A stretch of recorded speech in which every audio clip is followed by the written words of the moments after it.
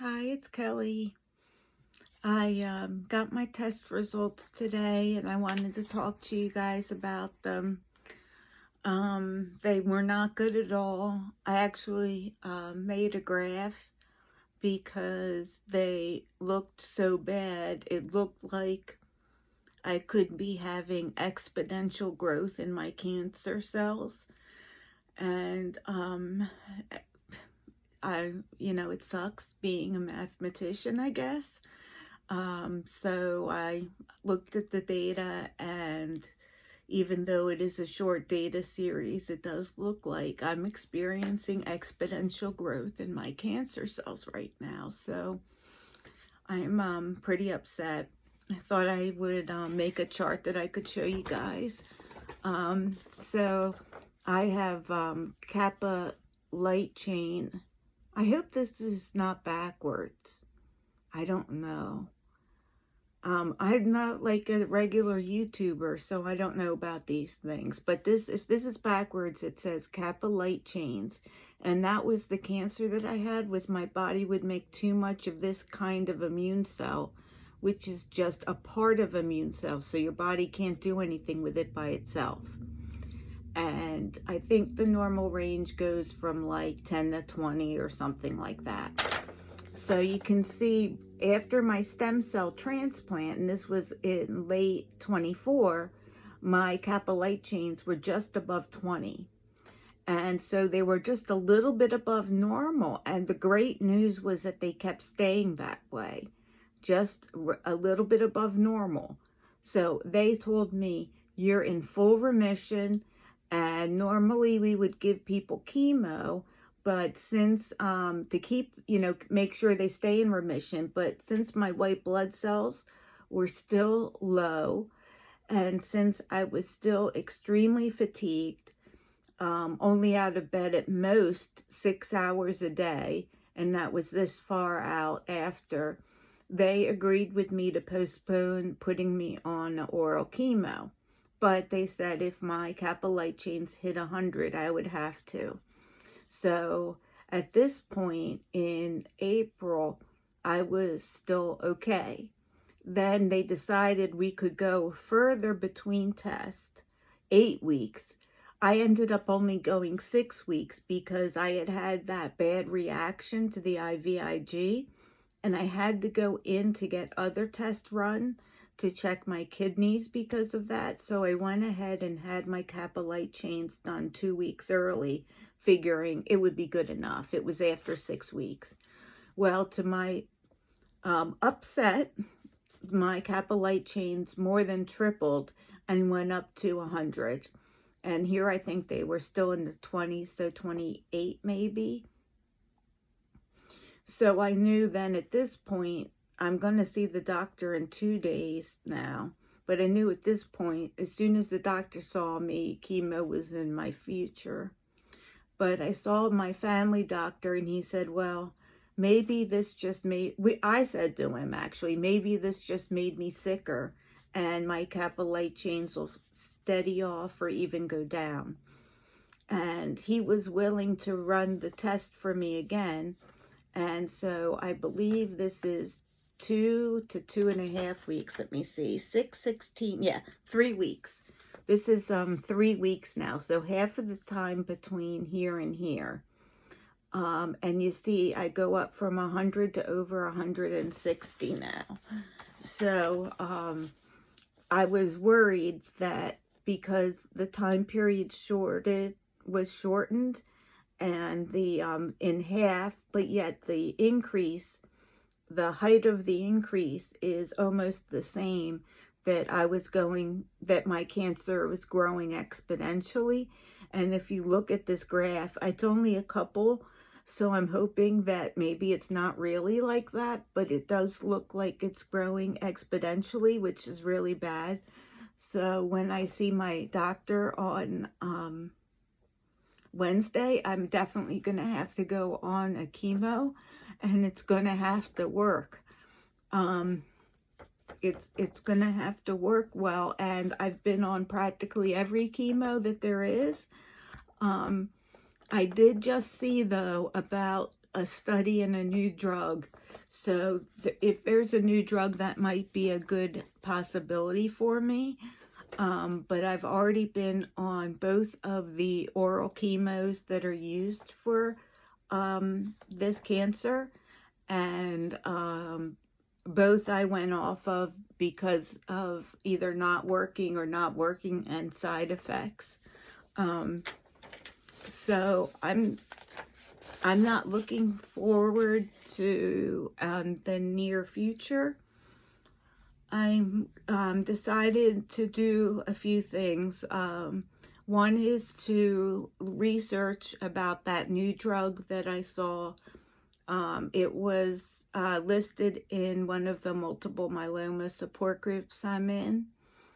I'm also going to start researching treatments overseas. My family was already looking at relocating out of the U.S. once the girls finish college. So I can start looking to maybe go over for treatment sooner rather than later. They have different treatment options in Europe than they have here. And they also incorporate more alternative treatments, where I had to do all my alternative treatments separately. And thankfully, my oncologist allowed me to do those treatments, because sometimes the oncologist says, no, if you're doing something else, we won't see you. But I participated in, like, vitamin C IVs, ozone treatments, different kinds of treatments, anti-cancer treatments that are given from your more naturopathic doctors. All of that was self-pay out of pocket, and I depleted all of my savings. So, yeah. So that's except for my retirement, which is what we would probably tap into to get me treatment in Europe, because that's all that's left basically now is some of my retirement. Between the medical costs for copays of traditional. So my traditional treatment, my copays were like $8,000 last year. And last year I ended up doing very little alternative treatments. So I maybe spent $2,000 to $3,000 in alternative treatments, but that's $10,000 in medical expenses when you're on disability. So that's huge. The year before, I was doing more alternative medical treatments because I still had some savings left. But once I went through my savings, I had to quit doing those alternative treatments because they're just too expensive. I mean, a single appointment can cost $600 to $1,000. So it is just completely prohibitive.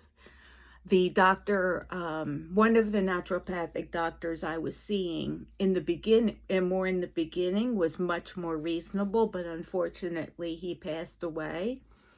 And really, as the old guard of the naturopathic doctors that got into it for the right reasons are retiring and passing away, all that's left are like these med spa type places that really aren't as good. The doctors aren't as knowledgeable, and their prices are outrageous. So that's what I ended up having to go with after my first naturopathic doctor passed away, and I just wasn't getting the bang for the buck. My cancer kept getting worse despite their treatments, and that wasn't the case with the first naturopathic doctor.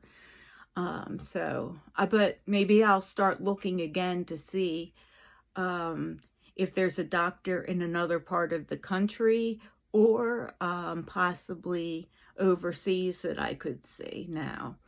As my options have dwindled, because I've basically failed, I think, 6 or now 7 lines of treatment. I do have enough stem cells in the freezer for another reboot, but I don't know if that would even be possible. Um, I would feel like that would be the best thing to do now, because maybe with my cancer levels still at this low level, another reboot would completely wipe it out. But I don't think insurance would cover something like that. I say that because the reboot process, it was hard. It was very difficult to go through, don't get me wrong, but the amount of physical suffering I went through in that short period does not compare to the amount of physical suffering I've gone through over these 5 years. I've just been, the physical suffering with each cancer treatment, with even when I don't get treatments, the shingles flares, I've gone through everything. All the pain and suffering I've gone through has been so extreme that, believe it or not, going through another stem cell transplant is not like, it's like, that is really hardly anything. Considering, when you're at the hardest parts, you're in the hospital. And like here, normally now when I get sick and I end up having like a vasovagal response and I'm on the floor feeling like I'm gonna die, there's nobody that can help me. I just have to get through it here. But when I'm in the hospital, you got your IV and they shoot stuff in there, and all of a sudden your vasovagal response is better and you don't feel like you're going to die anymore. So that was one thing I really appreciated about being in the hospital.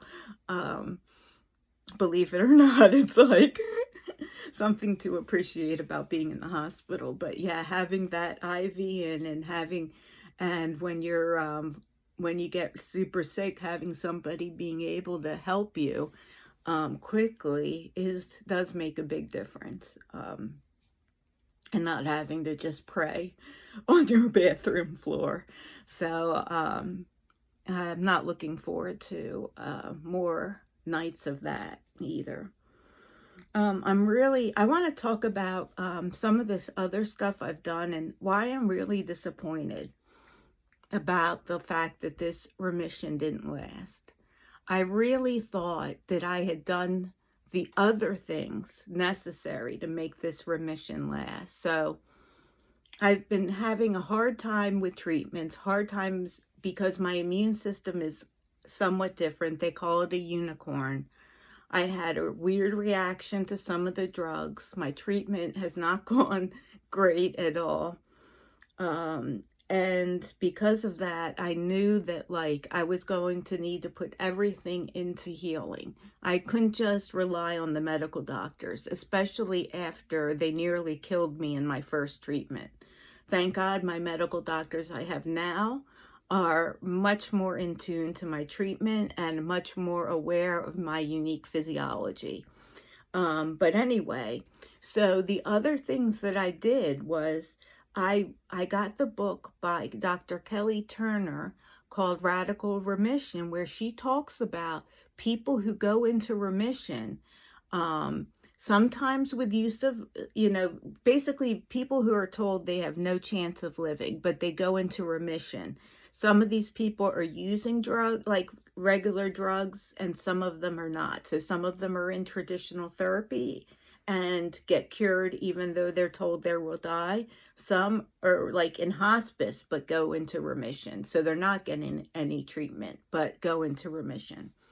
She studied these people and she found basically like 10 things that if they all did, they all survived. And so these are the things. And well, they didn't have to do all of them, but everyone did at least some of these things. Radical dietary changes. So I have made a lot of dietary changes. They have not been extremely radical though. So I may go more radical with my dietary changes. Taking control of my health, that I definitely did.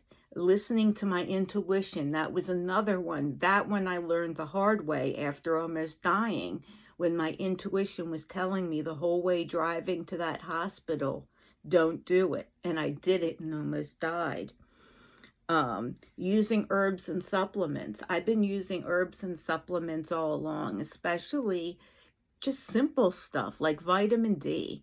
A lot of people in our country are low in vitamin D and don't even know it. And vitamin D is really important for your immune system. So it doesn't have to be even crazy types of supplements.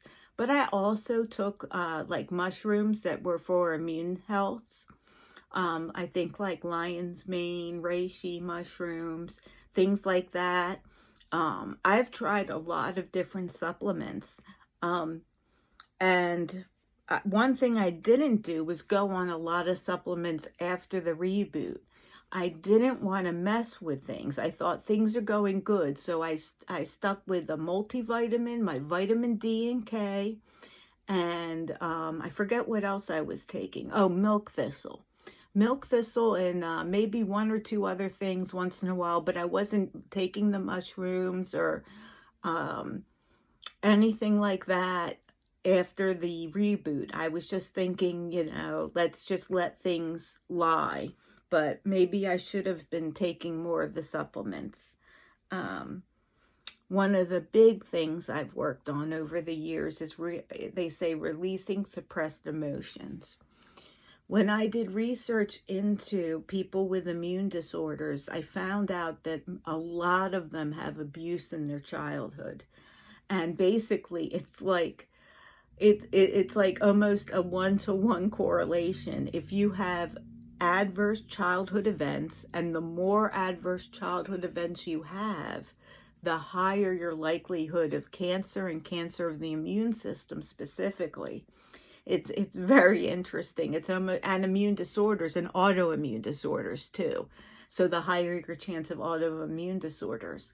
So it's so interesting how adverse childhood events cause the immune system to misbehave. So I had plenty in my childhood. I've gone to therapy. I have done EMDR. I have done EFT. I am still in therapy. I have done family therapy.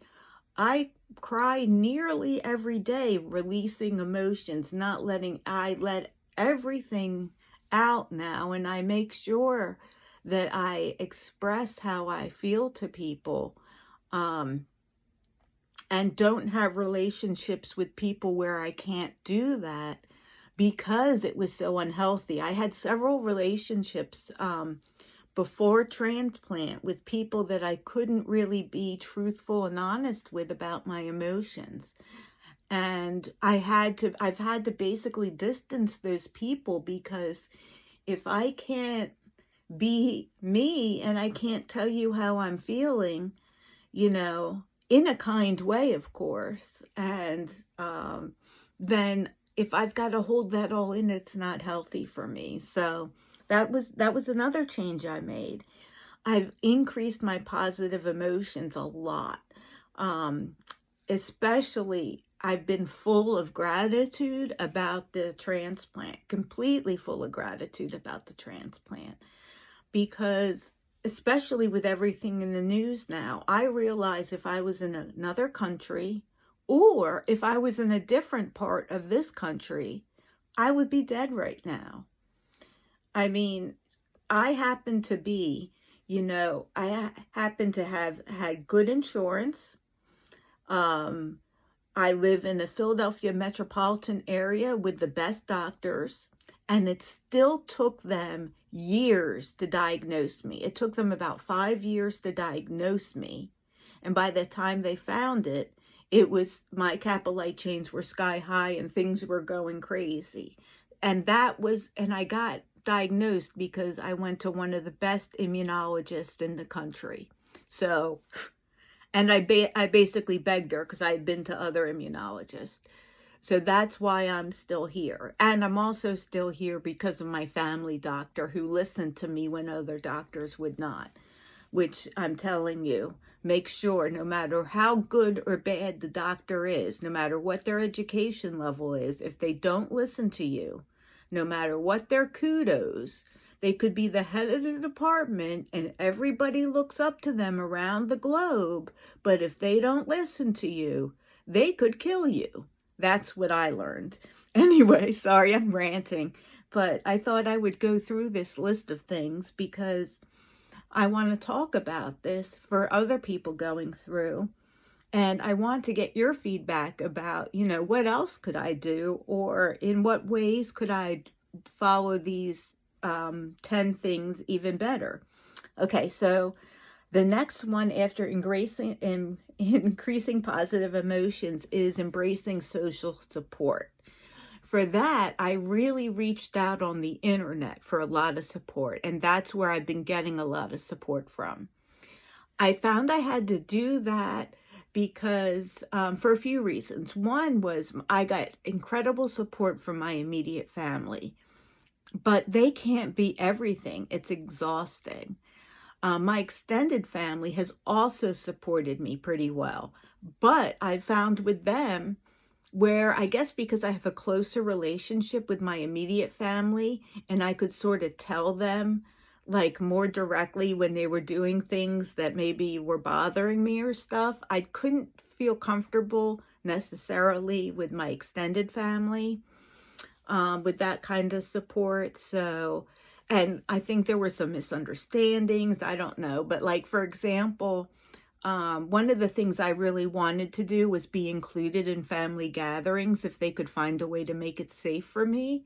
But they seemed to assume that I just didn't want to be included in family gatherings. And so they just didn't invite me. And they didn't try to figure out a way to make it safe for me. And it was finally in family counseling, I brought that up. And after we talked about it, then my sister, she's like, oh, it was like, oh, it had to be talked about. And then she actually she had her deck like redone and put a cover over it. And they had the next several things outside at my sister's house. So it's stuff like that, though, that happens in families, and that it can be difficult to talk about. And it wasn't until we had a therapist with us that that I was able to broach it. We were able to really talk about it. So, but yeah, I feel like I've been definitely reaching out more for social support. Deepening my spiritual connection. I have been working on that. I've been attending a daily meditation group every morning, and that's also, I've been getting social support from that, but I have not been meditating a second time during the day that much, and I think I need to do that. I need to get back. It's just been difficult. The mind, with everything going on in the world, I'm finding it hard not to meditate if there isn't like a tract or somebody talking, because there's just so much going on in the world today. It pops to mind and I'm having a hard time releasing the thoughts and doing a non-guided meditation. So I do need to work on that. And then having strong reasons for living. I have kids. And they are my biggest reason. And I have my husband, and I want to travel and see this world. So I feel like I have a million reasons for living, and I just gave you the most important ones. The last is exercise. Now that one has been difficult, but before I went in for transplant, I forced myself to walk every day, and I got up to where I was walking a couple miles every day. By the time a couple months after transplant, I started walking again. And I got up to where I could walk about a mile. Now, I still got exhausted, tired, and would have to take breaks. In the last 6 weeks or so, maybe 4 weeks, 4 to 6 weeks, it has either been in the 90s or pouring rain. And so I haven't been walking and I haven't exercised. And that was reason 10. And that was the one she added in her second book. So in the book Radical Remission, there are 9 things you do. And then in her next one, which I forget what it's called, Dr. Kellie Turner's next book after Radical Remission, she comes adds a 10th one, which is exercise. So that's was my plan. Embracing those 10 things and going through the stem cell transplant. And my plan seems to have fallen short. So this has already been a very long video. I appreciate you all listening to everything, and I just wanted to tell you all of it, just in case there's any feedback or any support you can provide. It's hard not to think I did something wrong. And it's hard not to feel like I'm letting my family down.